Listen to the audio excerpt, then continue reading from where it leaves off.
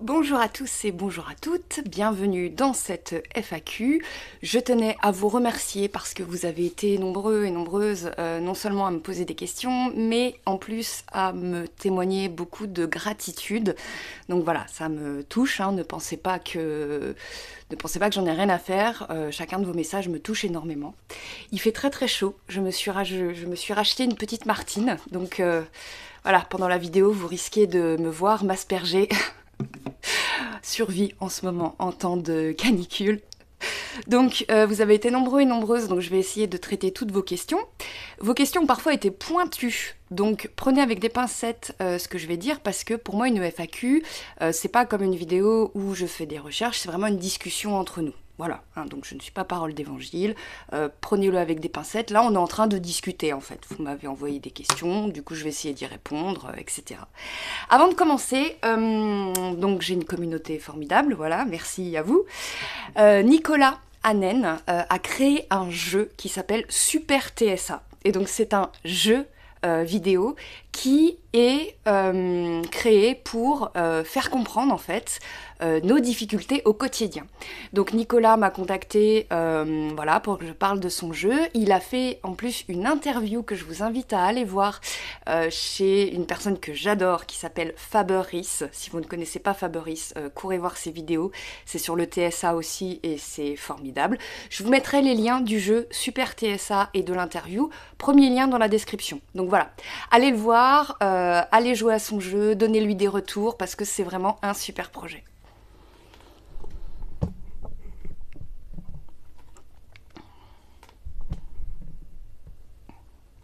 Je suis un peu embêtée avec la caméra, mais en même temps, j'ai pas le pied, enfin le pied il va pas jusqu'en bas, et du coup, j'ai voulu me mettre là pour avoir un peu frais, mais c'est compliqué. Donc bon, c'est pas grave, hein, on me voit un peu de haut, mais on va faire avec les moyens du bord.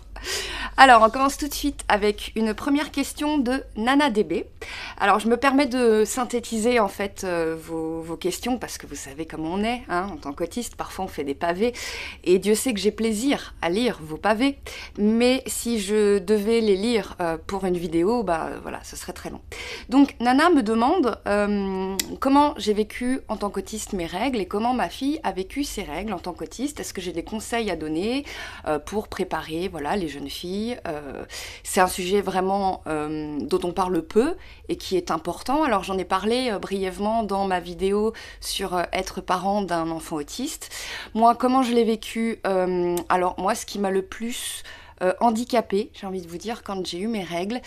C'était pas tant la sensorialité, parce que je savais, j'avais été préparée, je savais que ça pouvait faire un peu mal, voilà, alors j'avais quand même très mal, mais ça j'étais préparée. Ce à quoi je n'avais pas été préparée, c'est l'impact sur l'humeur, parce que moi, j'ai eu un SPM, donc syndrome prémenstruel.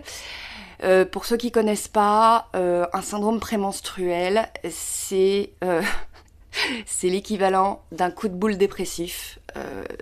Tout va bien et d'un seul coup, vous savez pas pourquoi, vous avez un filtre noir devant les yeux, vous voyez tout en noir, vous êtes angoissé, vous avez envie de crever, voilà. Enfin, moi, ça m'est arrivé en fait dès l'adolescence et je ne comprenais pas pourquoi.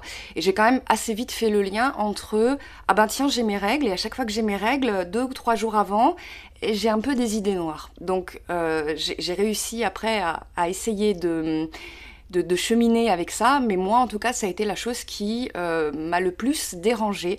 Peut-être que pour d'autres personnes ce sera le sensoriel, voilà, comment on met une serviette, comment on met un tampon, hein. Un tampon ça peut être compliqué à mettre effectivement parce que on peut ne pas oser, ne pas connaître son corps, etc., etc. Donc là, du coup, pour ma fille, je l'avais préparée en amont, je lui ai expliqué, alors je lui ai expliqué, j'ai envie de vous dire avec des mots simples et en même temps, comme nous, autistes, on a besoin de sens, je lui ai expliqué le pourquoi du comment. Voilà. Ce qui faisait que dans le corps, on avait nos règles tous les mois. Je lui ai dit, bah, biologiquement, notre corps se prépare à éventuellement avoir un enfant, et donc le sang qui ne sert pas pour ce petit embryon, bah, du coup il retombe, et chaque mois c'est ce qui fait qu'on a nos règles. Donc je lui ai expliqué ce à quoi elle pouvait s'attendre, en termes de douleur, en termes émotionnels et tout ça. Et du coup, moi ce que j'avais fait, c'était, je lui avais présenté en fait les différentes manières qu'on avait de s'équiper pour les règles. Donc je lui avais présenté des serviettes jetables, des serviettes lavables. Alors je lui ai quand même présenté un tampon, même si elle m'a dit tout de suite moi j'ai pas envie. La cup, bon voilà, j'ai pas présenté non plus, mais voilà, je lui ai dit qu'il y avait plusieurs alternatives et que le jour venu, bah elle pourrait choisir. Et c'est vrai que le jour venu, alors je rigole parce que la façon dont elle me l'a annoncé était un petit peu rigolote, mais elle n'a pas envie que je le raconte, donc je ne le raconterai pas. Mais le jour venu, alors elle avait très mal au ventre, c'était une journée où elle n'avait pas école et moi je travaillais pas, donc ça tombait bien. On s'est mis dans le canapé et j'ai pu lui remontrer en fait tout ce que je lui avais proposé. Elle a fait ses essais, elle a fait ses choix, et ensuite, bah voilà, elle s'est gérée plutôt en autonomie. Moi ce que je conseillerais, bah, c'est de conseiller à l'adolescente de peut-être télécharger une application pour avoir un visuel en fait, pour lui permettre de se préparer et de lui expliquer que souvent l'adolescence, ben, le cycle il n'est pas totalement constant, donc c'est bien de se souvenir en fait quand est-ce qu'on a eu ses règles pour la dernière fois, s'il y a un problème, voilà.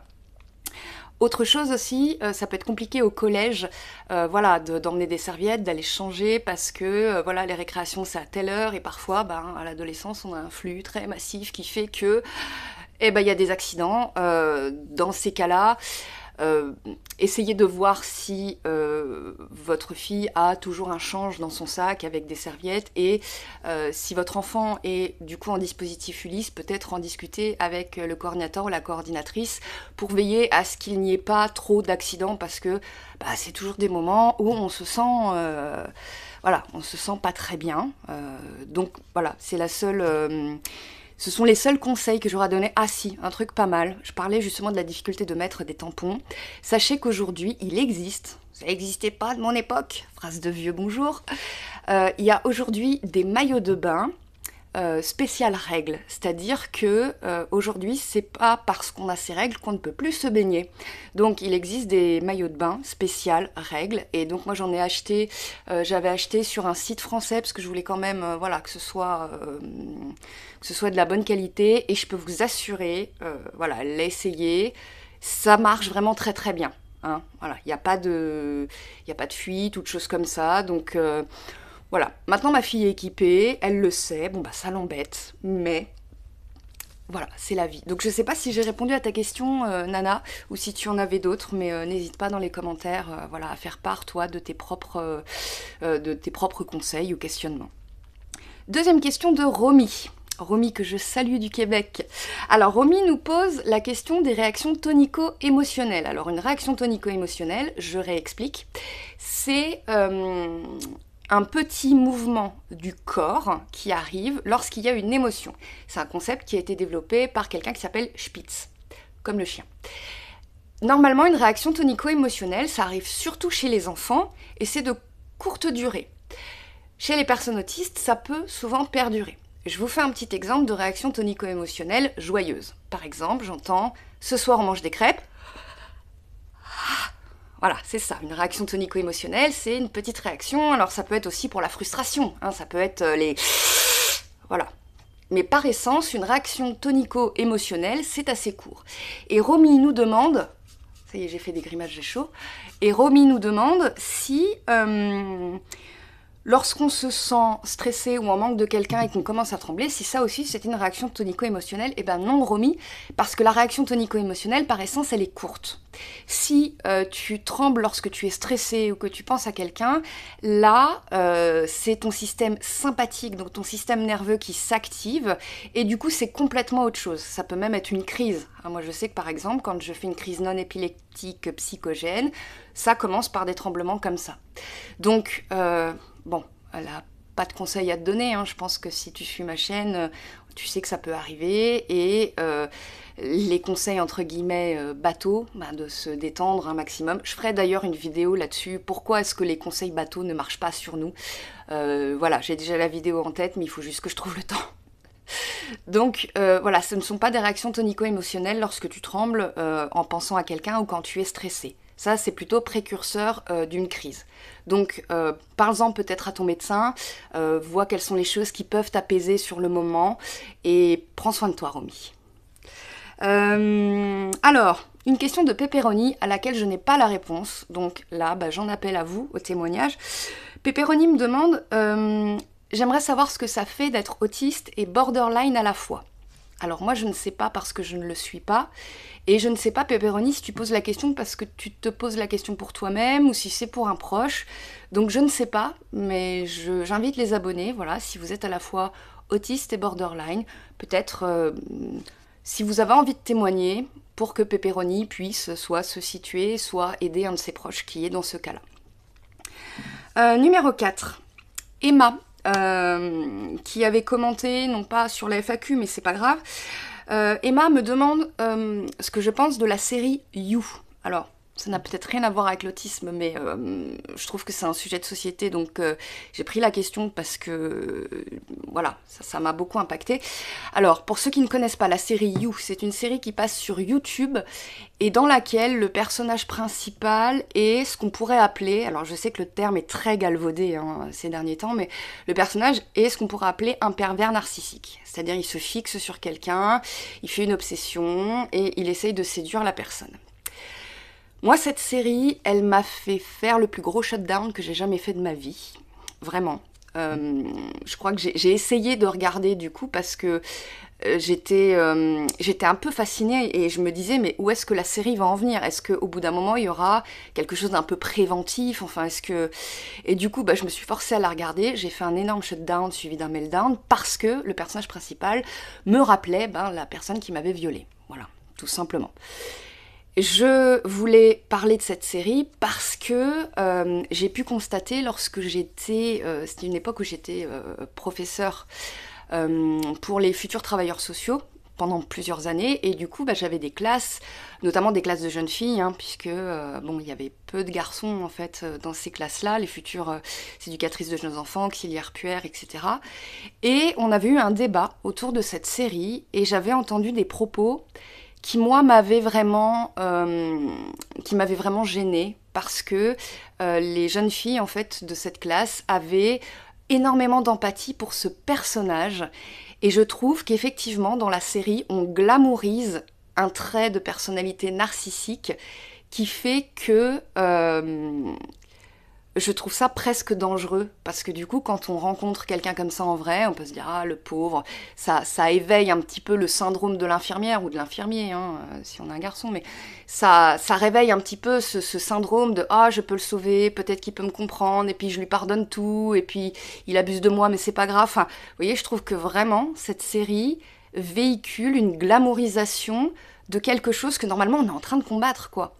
Donc je la trouve complètement contre-productive. Après, suis-je biaisée? Forcément, puisque le personnage principal, dans sa façon de faire, dans sa façon de parler, enfin vraiment, moi ça me rappelait des mauvais souvenirs.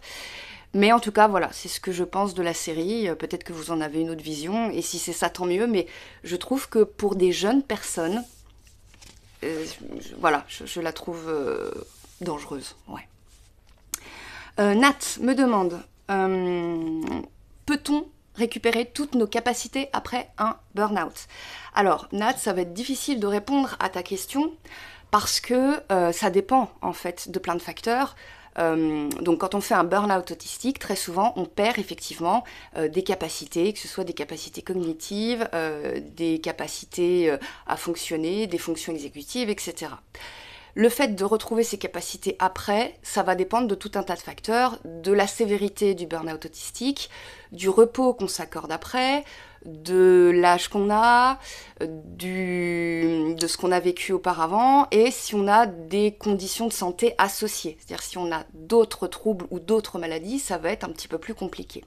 Donc comme ça dépend de tout un tas de choses, je ne peux pas te répondre, mais en tout cas, moi... ma pensée, enfin mon ressenti, et là je vous invite à témoigner pour Nathalie si vous avez vécu un burn-out autistique et que vous avez ensuite retrouvé des capacités, je vous invite à parler à Nathalie. Moi, mes recherches m'ont amené à considérer que le cerveau était vraiment plastique, c'est-à-dire qu'on pouvait à tout âge récupérer, réapprendre, Par contre, effectivement, ce qu'on nous dit pas, c'est que ça peut prendre énormément de temps. Et là, la seule chose sur laquelle tu peux avoir un impact, Nat, c'est peut-être le repos que tu t'octroies. C'est très difficile. Alors dit comme ça, c'est difficile de se reposer. Bah oui, très souvent, parce que comme on a masqué pendant des années, finalement, on ne sait pas trop ce que c'est que de ne pas faire, de ne pas masquer, de ne pas aller, de ne pas... Voilà. Mais là, il faut vraiment que tu sois indulgente envers toi-même, que tu essayes de ne plus avoir de culpabilité et que ton objectif, là, ce soit retrouver tes capacités, donc retrouver ton repos, retrouver une qualité de vie. Et pour ça, même si ton entourage ne comprend pas, c'est toi l'important. Voilà. Là, tu me dis, est-ce que c'est à cause de mon âge, bientôt 40 ans? Non, à bientôt 40 ans, on n'est pas vieux, Nat. Dit la fille de 39 ans. Non, on est encore jeune, même si effectivement au niveau cognitif, il y a un déclin à partir de l'âge de 25 ans. Ça, on est bien d'accord, mais vraiment, repose-toi, prends soin de toi le plus que tu peux, et c'est ce repos qui va faire que tu vas petit à petit retrouver tes capacités. Voilà, donc prends soin de toi, Nat. Question suivante, alors question qu'on m'a posée plusieurs fois, une question de Lily Tolly. Donc Lily Tolly, TSA, TDAH, HPI, avec un enfant au même profil, me demande comment est-ce qu'on gère les crises de son enfant quand on est soi-même en crise. Donc je sais que j'ai déjà évoqué ça, peut-être dans une FAQ et dans une autre vidéo. Je reprends quand même la question parce que je trouve que ça fait du bien d'en parler, déjà pour se dire qu'on n'est pas seul. Hein. Moi, voilà, il m'est arrivé aussi de gérer ma fille en crise alors que j'étais aussi en crise, de partir en live et de me retrouver à hurler. Voilà, ça arrive. Hein. Et quand je vous dis me mettre à hurler, c'est pas juste hausser le ton. Hein. Vous voyez ce que ça fait quand on est en crise, hein, de se mettre à hurler jusqu'à après être à faune. Hein. Dans ces moments-là, ce que j'ai dit déjà la dernière fois et que je vais répéter ici, c'est d'essayer de travailler en amont, même si c'est compliqué, lister ses déclencheurs à soi, voilà. Qu'est-ce qui, moi, me déclenche une crise? Lister les déclencheurs de son enfant, qu'est-ce qui déclenche une crise à mon enfant? Et essayer d'éviter un maximum les déclencheurs. Et comme, de toute façon, on ne peut pas toujours éviter ça, comme ta fille, elle a 8 ans, elle est assez grande pour que tu lui parles avec des mots simples. Tu peux lui dire, tu vois, parfois, il t'arrive d'être en crise parce que nous, en tant que personnes autistes, quand on a une émotion très très forte ou qu'il se passe quelque chose qu'on n'avait pas prévu, eh bien, dans notre cerveau, il y a quelque chose qui se déconnecte, un petit peu comme l'électricité qui saute, et là, on n'arrive plus à se contrôler. Voilà. Donc, quand tu fais une crise, c'est pas ta faute. Mais, moi, tu sais, je suis adulte et je suis autiste aussi, et moi aussi, il peut m'arriver de faire des crises. Donc, parfois, on se retrouve, tu es en crise, je suis en crise, en gros, il n'y a plus d'électricité nulle part. Bon, qu'est-ce qu'on peut faire d'après toi? Et essayez comme ça de discuter avec votre enfant. Peut-être que votre enfant, peut-être qu'elle aura des idées. Voilà, peut-être de se dire, dans ce cas-là, on va chacun dans notre coin, ou peut-être que à ce moment-là, maman va prendre une douche et moi je regarde Peppa Pig. Enfin, je ne sais pas, parce qu'il n'y a pas de recette miracle. Mais essayez d'en discuter en amont. Ça vous permettra, le moment venu, déjà que votre enfant soit moins choqué, parce que forcément, une crise, déjà, c'est choquant, mais en plus de ça, votre enfant qui est plus petit, vous qui êtes plus grand, votre enfant qui vous voit faire une crise, c'est horrible à se dire, hein, mais notre enfant qui nous voit faire une crise, ça le choque profondément. Donc déjà, de lui expliquer avant, et d'en discuter avant, ça peut vous permettre peut-être de trouver, en fait, un palliatif, ou alors un protocole de crise. Et surtout, ce qui est important, c'est après. Alors après, quand la crise est finie, hein, même pour votre enfant, ne venez pas lui parler alors que votre enfant est encore en crise. Hein. Mais ce qui normalement devrait être fait après, revenez voir votre enfant après la crise, excusez-vous si vous avez crié, réexpliquez, demandez à votre enfant ce qu'il a ressenti, validez ses émotions. Ouais, t'as eu peur, je comprends, effectivement, ça a dû te faire vraiment très peur, je suis vraiment désolée pour ça. Voilà, qu'est-ce qu'on pourrait faire la prochaine fois? Et essayez peut-être de voir, pareil, ensemble, qu'est-ce qui a déclenché ça? Alors, sans incriminer votre enfant, mais vous pouvez lui dire, tu vois, moi, quand tu cries de façon très aiguë comme ça, chez moi, ça déclenche telle réaction. Alors peut-être que la prochaine fois, vous porterez des boules caisses. Enfin, encore une fois, tout est à construire entre vous et votre enfant. Il n'y a pas de protocole miracle, mais essayez de mettre un maximum de mots dessus. Donc bon, Lily, j'espère que j'ai répondu à ta question. Si vous êtes parent et que vous vivez ça et que vous avez des petits tips, n'hésitez pas dans les commentaires à nous les partager. Nous avons une question un peu commune d'Evan et de Margot. Alors, Evan a 17 ans. Donc il est encore dans l'adolescence, et Margot est une senior. Et pourtant, Evan et Margot, vous avez tous les deux la même question, à savoir comment on fait pour démasquer. Evan, tu viens d'apprendre ton autisme et tu me dis « je n'arrive pas à initier mon démasking et à faire comprendre à mon entourage que je suis différent ». Et Margot, toi, tu me dis que tu as été aussi diagnostiquée tardivement et que du coup c'est très très compliqué pour démasquer, notamment chez les seniors, comme tu me dis. Alors j'ai trouvé très intéressant que deux personnes me posent la même question avec des âges un peu opposés. Je pense que je vais répondre brièvement, mais que je ferai une vidéo entière sur le démasking parce que c'est vraiment quelque chose qui est au cœur de notre problème. Alors, déjà, pourquoi est-ce que c'est important de démasquer? Au cas où, lorsqu'on masque, en fait, ça crée une tension. Voilà, parce qu'on est obligé tout le temps d'être sur nos gardes, etc. Je vous apprends rien. Et cette tension, elle va venir se loger dans notre corps, et notre corps, il va parler au bout d'un moment. Voilà, ça peut être une maladie, ça peut être des raideurs dans les muscles, ça peut être... Enfin, tout et n'importe quoi. Votre corps va somatiser au bout d'un moment si vous masquez tout le temps. Ensuite, le démasking. Moi, je vois 3 types de démasking. Il y a le démasking corporel, le démasking social et le démasking de ses besoins. Ne cherchez pas, c'est moi qui ai conceptualisé, hein, donc à moins que ça n'ait existé déjà, mais je ne l'ai pas lu. Le démasking corporel, c'est quand vous allez vous permettre de stimer. Donc ça c'est pas facile parce que comme on a souvent été, notamment dans l'enfance, disputé pour nos stimes, on a appris à les réfréner. Et du coup, s'autoriser à nouveau à stimer, eh ben, c'est un apprentissage de tous les jours. Ce que je voulais dire aussi par rapport au STEAM, et ensuite on reviendra aux 3 types de STEAM, c'est que la difficulté qu'on a à démasquer, évidemment, plus on est âgé et plus c'est difficile, parce qu'on a derrière nous des années et des années de masking, mais elle dépend aussi de notre environnement et notamment de notre enfance. C'est-à-dire, est-ce que vos particularités étaient bien acceptées ou pas? Voilà, si vous avez été, je sais pas moi, dans une famille où on acceptait vos particularités, pourquoi pas, voilà, une famille un peu bohème, où tout le monde avait ses petits trucs et où vous, finalement, vous étiez accepté, vous allez avoir moins de mal à démasquer qu'une personne qui aura vécu des violences à cause de ces difficultés. Donc il y a ça aussi à prendre en compte avec le facteur de l'âge, c'est-à-dire il n'y a pas que l'âge, c'est pas inversement proportionnel. Donc le stime corporel, le fait de s'autoriser à stimer. C'est très très intéressant parce que dernièrement c'est que je suis allée à Mornan et j'ai rencontré Marion, donc que je salue, avec qui on a eu une discussion passionnante là-dessus et qui me disait, elle, que maintenant elle arrivait à démasquer et que tout l'enjeu c'était à la fois d'être à l'aise dans son corps tout en laissant une ouverture pour l'interaction. Et j'ai trouvé ça vraiment très pertinent. Quand on ne l'a jamais fait, ça peut être très très compliqué. Moi ce que je vous conseillerais de faire c'est des entraînements, entre guillemets. Déjà, quand vous êtes seul chez vous, parce qu'on peut aussi se retenir de stimer, même seul chez soi, quand vous êtes seul chez vous, lâchez-vous.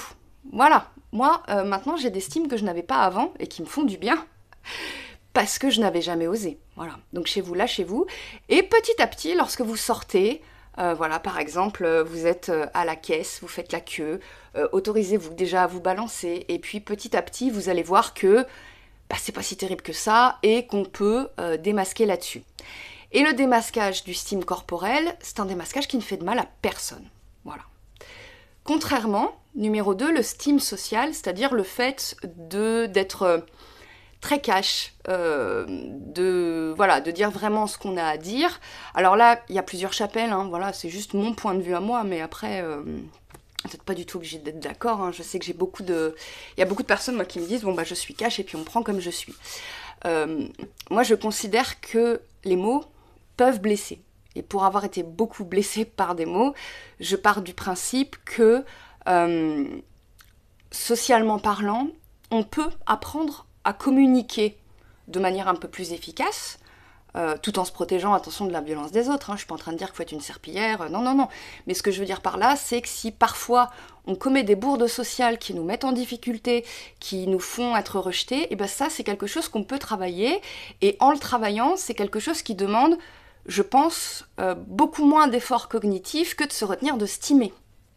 Vous voyez ce que je veux dire? Parce que je pense que le steam, il est dans le corps et on en a besoin, et voilà, etc., etc. Pas que je bouge trop parce que j'ai très chaud. Alors que socialement parlant, lorsqu'on apprend voilà, des schémas en fait, conversationnels, on peut les ressortir ensuite sans trop peiner. Numéro 3, le démasking de ses besoins. C'est à la fois le plus important et le plus difficile. Le démasking de ses besoins, ça va être en gros la capacité à dire non. Non, je ne viendrai pas à ta soirée. Non, je ne vais pas te rappeler au téléphone. Oui, je pars déjà alors qu'il est très tôt parce que je suis fatiguée.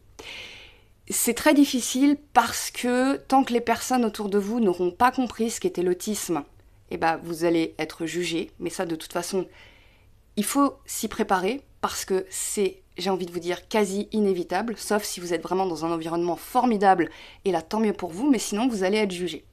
Vous pouvez expliquer aux personnes, si vous sentez qu'elles sont vraiment bouchées, bon, trouvez un truc à chaque fois, voilà, mais en tout cas, ne vous mettez pas en difficulté face à quelqu'un qui est dans la négation totale. Mais respectez vos besoins. Parce que lorsque vous allez à une soirée, alors que vous n'avez pas assez de force, la personne, enfin la soirée à laquelle vous allez assister, la personne, elle va pas forcément vous remercier, puisque pour elle, c'est presque normal, mais vous, derrière, vous allez vous taper des fois une semaine entière pour vous en remettre. Et ça vous cause des vrais dommages au cerveau. À chaque fois qu'on a une crise, de toute façon, au niveau neurologique, il se passe quelque chose. Donc, est-ce qu'une soirée vaut le coup de mettre en danger son cerveau? Bah non, en fait. Donc, c'est l'apprentissage le plus difficile, c'est le fait de savoir dire non, et peut-être, effectivement, le fait d'être jugé.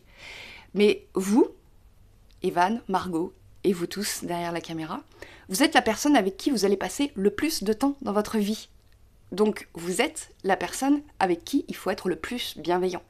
Donc, si votre corps dit non, eh bien, essayez de dire non. Je sais que c'est vraiment très difficile, mais vous allez voir, une fois qu'on l'a fait une première fois, ça fait tellement de bien que finalement, on a envie de le refaire. Et petit à petit, on s'habitue. Et j'ai envie de vous dire, les gens s'habituent aussi. Et peut-être que vous perdrez des relations. Mais quelque part, ces relations que vous allez perdre, ça va être avec des gens qui ne seront pas en capacité de comprendre votre trouble, votre handicap. Et finalement, est-ce que c'est si dommage que ça de perdre une relation avec quelqu'un qui ne veut pas comprendre qui vous êtes? Non. Donc voilà, Evan, Margot, j'espère que j'ai un petit peu répondu à votre question. Margot, effectivement, tu me dis que voilà, pour les seniors, il manque encore de données. Je suis tout à fait d'accord avec toi. Parfois, j'ai envie de parler de ces problématiques-là, mais j'ai peur d'être à côté par rapport à mon âge. Mais ça me trotte dans la tête. Voilà. Le jour où je serai à la ménopause, je pense que je vous sortirai un épisode là-dessus. Alors, 9. Louange me demande s'il existe des compléments alimentaires pour la fatigue cognitive. Alors oui, il y a plein de choses. Tu regardes sur internet, il y a le tryptophane, la L-théanine, le GABA, enfin voilà, plein de choses qui te promettent d'être beaucoup plus alerte cognitivement parlant. Est-ce que ça marche? En tout cas chez moi, non. Voilà. Peut-être que ça marche chez certains, là encore une fois, je vous invite dans les commentaires, s'il y a vraiment un truc qui marche chez vous, voilà, dites-le. Je pense aussi qu'on est tous différents et différentes et que nos organismes réagissent tous différemment par rapport à des molécules. Moi en tout cas, les molécules que j'ai achetées, parce que j'ai tout essayé, il n'y a jamais rien qui a marché. La seule chose qui a marché un petit peu, enfin je pense, mais là encore, à prendre avec des pincettes, parce que c'est juste du ressenti, je me suis penchée sur la question de la L-théanine, qui est, je sais plus si c'est une molécule, enfin bref, vous tapez L-théanine, vous allez voir. Et je sais que j'avais un complément où il y avait un peu de L-théanine, mais ça me faisait rien. Et j'ai découvert qu'il y avait de la L-théanine dans certains thés. Donc là, j'ai fait une recherche. Je suis partie dans une hyperfixette sur le thé. Ça a duré 2 jours de conversation intense avec l'intelligence artificielle. Parce que je suis pas du tout thé à la base, moi. Je plutôt team café. Et du coup, j'ai trouvé que le thé Konkisha, Kukisha, oh, je vous le mettrai dans la... Mais bref. Ce thé-là avait une grande concentration en L-théanine et on peut le faire aussi en froid. C'est-à-dire on peut faire une infusion à froid. Donc moi, ce que je fais, je me fais tous les jours infuser à froid l'équivalent de 75 centilitres. Et du coup, je complète avec une capsule avec de la L-théanine et j'ai l'impression que effectivement, il y a un effet apaisant. C'est pas miraculeux, hein. Mais vraiment, j'ai cette impression d'effet apaisant. Et en plus, au niveau du goût, moi qui suis pas du tout thé, vraiment, j'aime beaucoup. Alors, si vous voulez tester, voilà, dire ce que vous en pensez. En plus, l'été, le thé glacé, c'est pas mal. Donc, mais pour les compléments alimentaires, bon, je te conseillerais pas de te ruiner pour quelque chose qui n'aura peut-être pas énormément d'effet. D'ailleurs, il y a une vidéo de Poisson Fécond justement sur les compléments alimentaires que je t'invite à aller voir si tu veux creuser cette piste. Alors Philippe, merci Philippe pour ta question. Philippe me dit que à cause de son hyposensibilité à la douleur, je sais que vous êtes nombreux dans ce cas-là, il a des problèmes de santé qui auraient pu être pris à temps beaucoup plus tôt si il avait été en mesure de communiquer plus efficacement avec son médecin. Et donc je te remercie Philippe parce que c'est une question qui va parler à beaucoup de monde. Et pour tout vous dire, je pensais pas que j'avais ce problème-là aussi, mais en fait, en y réfléchissant, je me suis rappelé de plein de fois où je sors de chez mon médecin traitant, je suis dans ma voiture, et je me dis, mais en fait, ça s'est pas du tout passé comme je l'avais planifié, j'avais prévu de parler de ça, ça et ça, et en fait, dans la conversation, j'ai senti que, donc je l'ai pas dit, enfin, voilà. En plus de ça, l'alexithymie, l'hyposensibilité à la douleur, ça peut être compliqué. Moi, maintenant, ce que j'essaye de faire, c'est de tenir un espèce de petit cahier, petit journal où j'écris chaque jour mon niveau d'anxiété, combien j'ai dormi, s'il y a une douleur, une petite ressentie de la douleur, etc. Et lorsque j'ai une problématique où je me dis tiens, ça il faudrait que j'en parle à un médecin, je commence à l'écrire sur un document Word, vous pouvez le faire aussi en papier, et c'est ce document Word ou ce papier que je donne ensuite au médecin. Votre médecin n'a pas à vous dire « Ah bah non, parlez-moi ». Voilà, on est tous différents, il y a des personnes qui ont de la difficulté à s'exprimer, donc pourquoi on ne pourrait pas s'exprimer par écrit finalement? Parce que l'écrit a finalement ce bon côté de mettre exactement ce dont vous souhaitez parler. Vous pouvez à l'écrit mettre vos symptômes, à quoi ils sont dus selon vous, quel est votre passif. Enfin, voilà, n'hésitez pas à faire un écrit finalement assez détaillé. Et comme ça, votre médecin, il aura tout sous les yeux et il n'aura plus qu'à vous poser des questions. Maintenant, si ta question, Philippe, c'était par rapport à l'hyposensibilité de la douleur, là, j'ai fait des recherches, j'avoue pour toi, parce que j'avais vu que sur la maison de l'autisme, il y avait comment communiquer avec mon médecin, mais toutes les données, en fait, c'était pour les enfants. Donc voilà, c'était pas vraiment pour nous. Moi, ce que j'ai fait par rapport à ça, Philippe, c'est que j'ai lu un peu plus sur le corps humain, chose qui était absolument pas mon intérêt SP, mais vraiment, je m'en battais les steaks. Effectivement, du coup, quand j'expliquais à mon médecin, moi, pendant des années, on s'est moqué de moi parce que je disais, j'ai un arbre là et j'ai mal aux branches. Voilà, donc...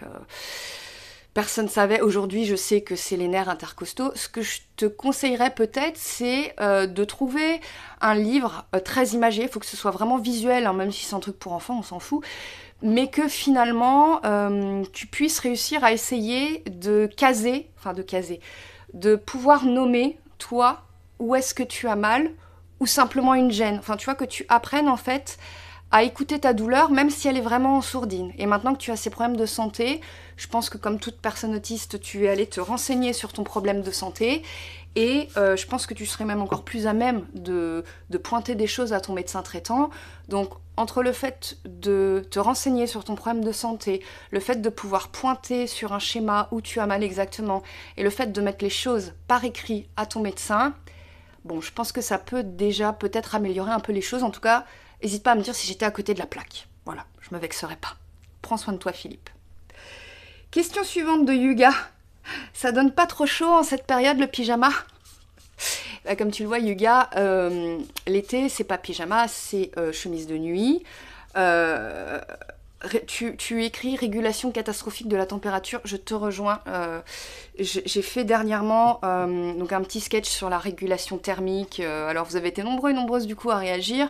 Et en fait, on est très nombreux et nombreuses à avoir des problèmes de régulation, que ce soit dans le froid, dans le chaud. Certains ont les deux, certains c'est que le chaud, certains c'est que le froid, enfin bref.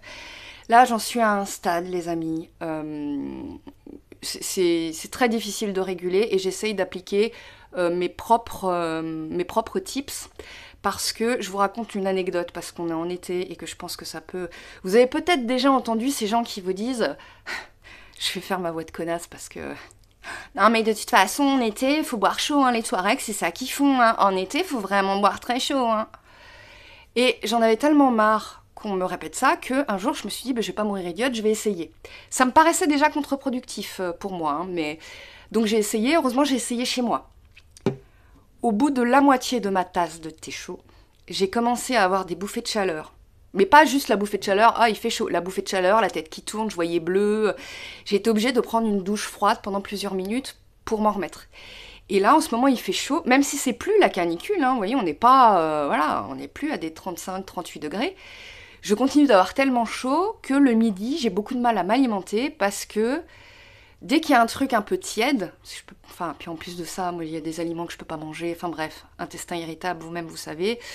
Quand je mange un peu chaud, eh ben, il se passe la même chose, c'est-à-dire que j'ai des bouffées de chaleur, je me mets à transpirer, j'ai le cœur qui bat très vite, j'ai la tête qui tourne, enfin, voilà, c'est pas... C'est pour ça, quand on dit qu'on est autiste, c'est pas juste ah bah oui, bah tout le monde a chaud. Non. Être à deux doigts de tomber dans les pommes parce qu'on a mangé 2 cuillères de hachis parmentier, c'est pas tout le monde. Voilà, donc on a vraiment de la difficulté à réguler notre température. Alors, nous avons Hurluberlu. Alors Hurluberlu, je n'ai pas la réponse à ta question, mais je vais lire le début de ta question, parce que peut-être qu'il y a quelqu'un dans la communauté qui a le même problème que toi et qui pourra donc te faire un coucou. Je suis née avec une malformation du tube neural spina bifida myéloméningocèle et j'ai appris il y a peu qu'il y avait bel et bien un lien entre cette malformation et le TSA, avec des problèmes de motricité, difficile de manipuler des pièces de monnaie, entre autres exemples, fatigue, soucis au niveau du sens de l'orientation, difficulté d'organisation des tâches, grande difficulté à l'oral, mais pas à l'écrit. Donc moi, j'ai pas entendu parler de l'association entre ces deux troubles, mais voilà, je tenais à lire ta question.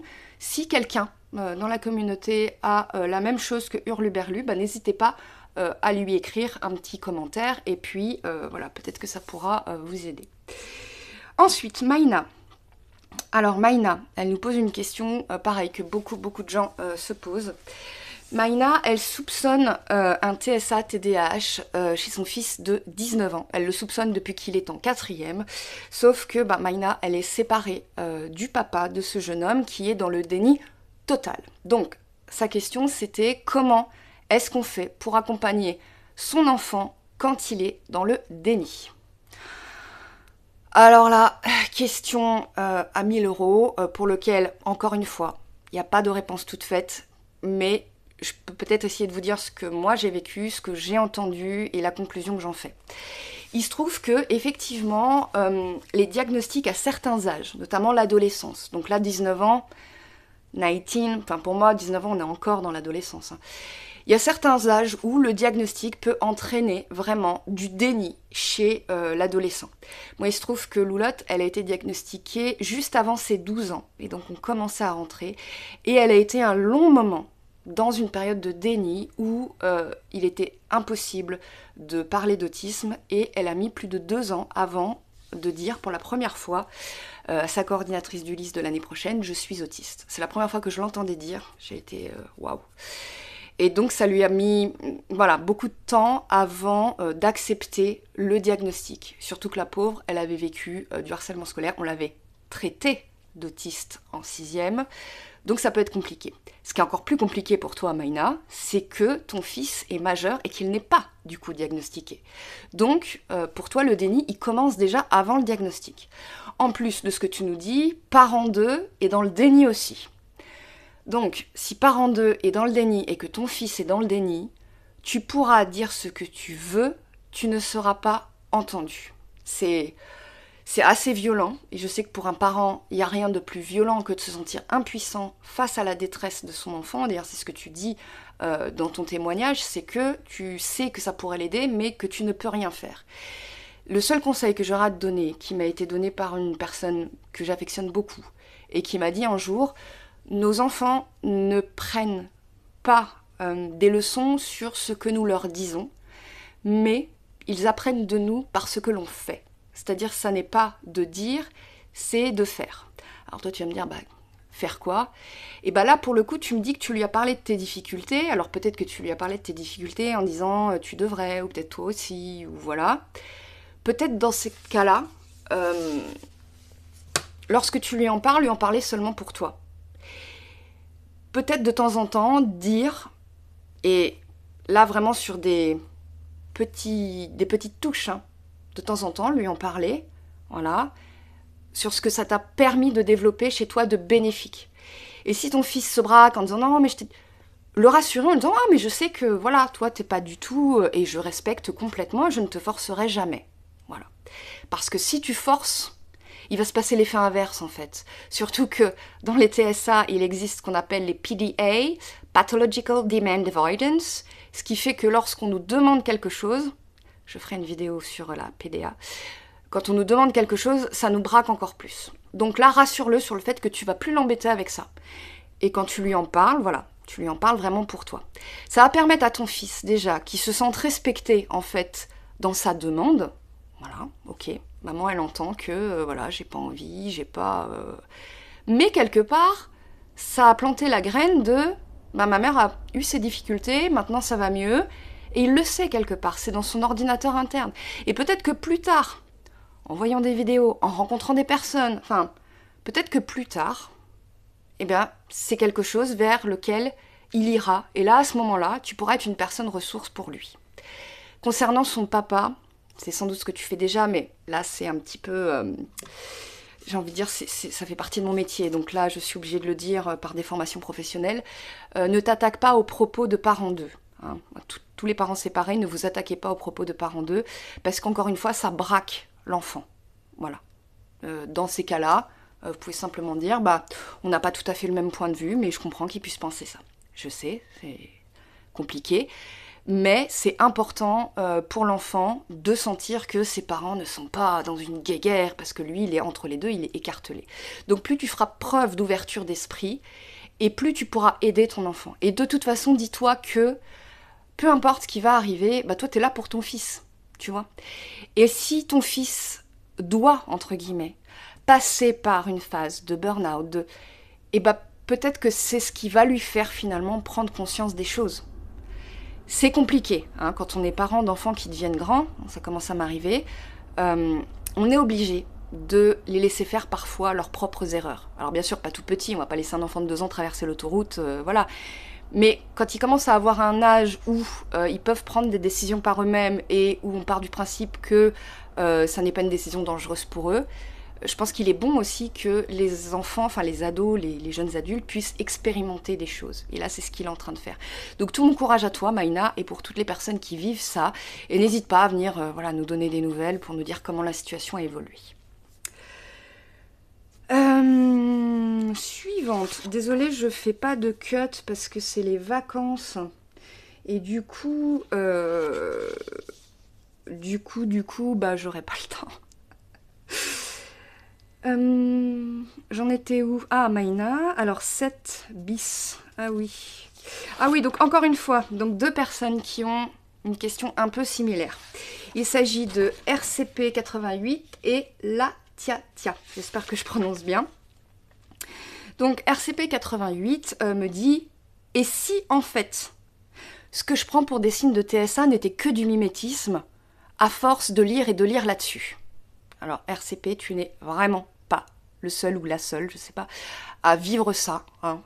Et d'ailleurs, c'est un peu la question de la Tia quand elle nous dit « Je ne me sens pas crédible dans ma démarche d'entamer un diagnostic, j'ai peur qu'on se moque de moi et paradoxalement, j'ai peur aussi d'être prise au sérieux et de devoir vraiment parler de moi. » Donc, tous les deux, vous êtes dans une posture où vous vous demandez est-ce que je fais pas le diagnostic? Alors, je me répète un peu hein, pour ceux qui suivent ma chaîne, mais excusez-moi.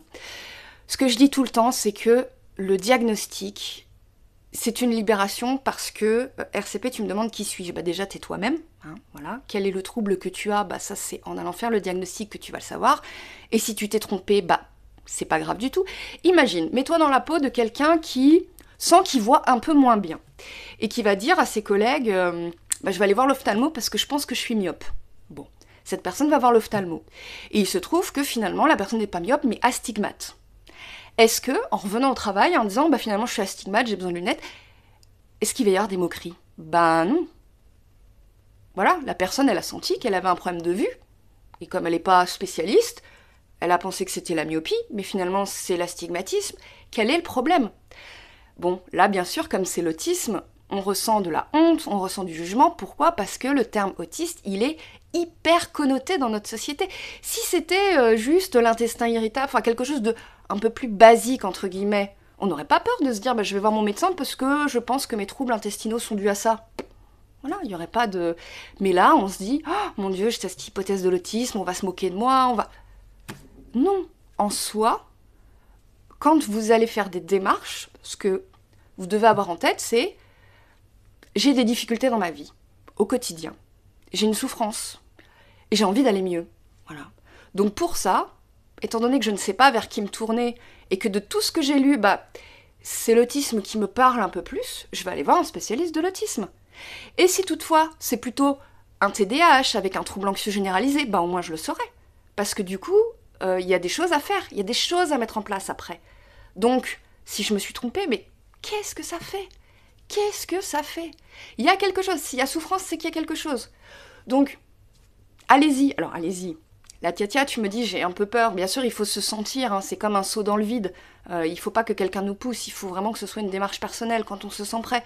Mais finalement, vous n'allez pas vous tromper, vous voyez ce que je veux dire? Parce que si vous dites, j'ai une hypothèse 2, bah, quand on a une hypothèse, on ne se trompe jamais. Soit on la vérifie, soit on ne la vérifie pas. Mais en aucun cas, on se trompe. Vous voyez? On va juste chercher de l'aide.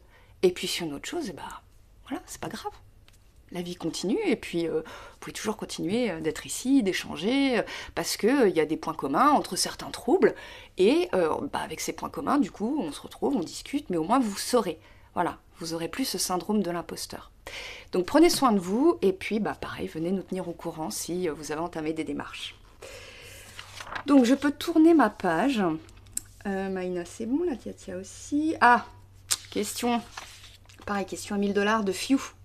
Comment faire comprendre pourquoi le diagnostic est important à toutes ces personnes qui n'en comprennent pas l'intérêt et pensent que c'est soit une étiquette à la mode, soit une étiquette violente, et que ça ne sert à rien parce qu'il n'y a pas de prise en charge derrière. Oh là là. Dixit, la psychologue de mon fils. Bon, je crois que je vais décerner des Darwin Awards à certains psychologues parce que c'est terrible. Bon. Un diagnostic pour une personne autiste, ça permet basiquement de faire baisser la souffrance et de ne plus faire de crise. Je crois que c'est pas rien quand même, hein, ce que vous pouvez dire à la psychologue de votre, votre fils, de ton fils, c'est une fois qu'on a le diagnostic, qu'on sait comment on fonctionne, qu'on a repéré nos déclencheurs, qu'on peut faire baisser le niveau d'anxiété, et ben on fait moins de crises autistiques. Est-ce que faire moins de crises autistiques, c'est pas quelque chose qui sur le long terme et même sur le court terme, améliore significativement la qualité de vie? Non, voilà. Bah bien sûr que si. Et alors, si la psychologue dit il n'y a pas de prise en charge derrière, bah faux et archi faux. Alors effectivement, il n'y en a pas beaucoup.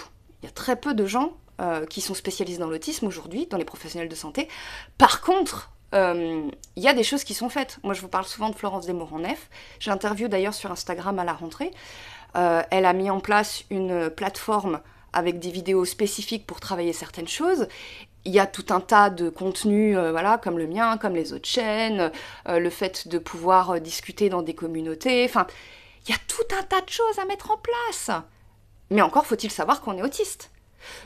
En plus de ça, ce que tu peux dire à la petite ta fille, c'est est-ce que vous connaissez les statistiques du suicide chez les autistes? bah, s'il y a bien une population qui a un risque de suicide, c'est les autistes. Et un autiste qui ne sait pas qu'il est autiste, bah, c'est encore pire à vivre. Donc, c'est vraiment une question, je trouve, qui démontre une ignorance, mais une ignorance abyssale de la question. Voilà, je suis désolée pour cette personne psychologue, mais je trouve qu'en 2025, tenir ce genre de propos, c'est comme la série You, c'est dangereux. Voilà, donc expliquer que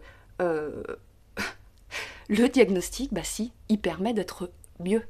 Et je vais vous donner un autre exemple qui est pour le coup une métaphore physique. Il se trouve que moi, à un moment de ma vie, j'ai fait du trail, de la course. Bon, j'aimerais bien en faire encore, mais ça n'est plus d'actualité. Et à un moment, quand je partais courir, au bout de 20 minutes, j'avais très très mal au haut de la cuisse, bas de la fesse. Enfin, voilà, je vais voir ma médecin qui me dit qu'apparemment j'aurais besoin de semelles orthopédiques. Donc, eh ben, je vais chez un orthopédiste. Et donc il m'examine et à un moment il me fait basculer.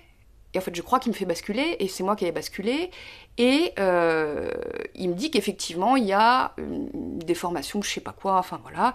Et là je lui dis comme ça, mon mari souvent il est énervé parce qu'il trouve que je marche des talons. Voilà. J'ai une démarche, on dirait un éléphant, ça fait poum poum poum. Et voilà, lui ça l'agace. Et là, le podologue a dit « Mais vous pouvez pas faire autrement que de marcher comme ça, vos pieds sont faits comme ça. » Et ça m'a fait super du bien de le dire à mon mari. L'autisme, c'est pareil. À partir du moment où tout ce qu'on vous a reproché, enfin, quand je dis tout, j'exagère, mais vous voyez ce que je veux dire, à certains moments, on a pu vous reprocher des choses, et en fait, vous réalisez, mais en fait, là, on m'a reproché mon handicap. On m'a reproché d'être partie trop tôt de cette soirée parce que j'étais fatiguée, mais en fait, j'étais en train de m'éviter une crise. Donc en fait, on me reprochait un handicap, parce que je ne peux pas faire autrement, exactement comme moi avec mes yep. Voilà, je peux pas marcher autrement que poum poum poum, parce que mes pieds sont comme ça. Et ben nous, notre cerveau, il est fait d'une certaine façon. Et si on connaît pas le fonctionnement de son cerveau, ah ben la vie va être longue, hein.